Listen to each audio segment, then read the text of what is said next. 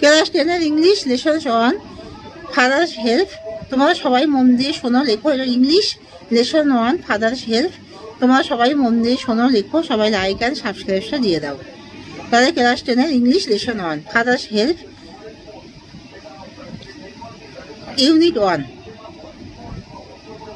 Lying in bed, Swami realized with a shudder that it was Monday morning. He looked at through only a moment ago. It was Friday. All the Monday was here. He hoped he did not have to go to school. বিছনায় শুয়ে স্বামী বুঝতে পারলো হঠাৎ করে যে এটা সোমবার সকাল। It looked as though only a moment ago it was Friday.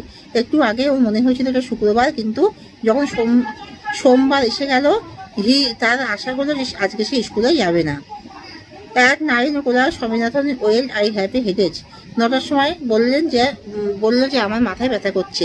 Mother generously suggested that স্বামী might stay at home at 9:30 when he ought to have been in the school prayer hall. স্বামী was lying on the bench in mother's room. তার মা বললো যে আজকে সে বাড়িতে থাকতে পারে, এবং 9:30 সময় যখন তার স্কুলের প্রেয়ার হলে থাকার কথা তখন সে মায়ের ঘরেতে আছে। Father asked him, have you no school today? তার বাবা বললো যে আজকে তুমি স্কুলে যাবে না। হেডেজ স্বামী রিপ্লাই বলে যে আমার মাথায় ব্যথা করছে। Nonsense, dress up and go. যত সব বাজে কথা, তুমি ড্রেস পরো এবং যাও। Leave about place on Sundays and you will be without a headache on Monday. রবিবার দিনকে এত ঘোরাফেরা করো এবং you will be without a headache on Monday, তাই জন্য তোমার সোমবারে এত মাথা ব্যথা করে। স্বামী knew how strict his father could be. তার বাবা যে এত কঠোর সেটা স্বামী জানতো। So he change his tactics, I can not go late to the school. তাই সে বললো যে আমি তার বলার পদ্ধতি পাল্টে সে বললো আজকে আমার স্কুলে যেতে দেরি হয়ে যাবে। You shall have to eat your own fault. এটা তোমার নিজের দোষ। What will the teacher think if I go so late.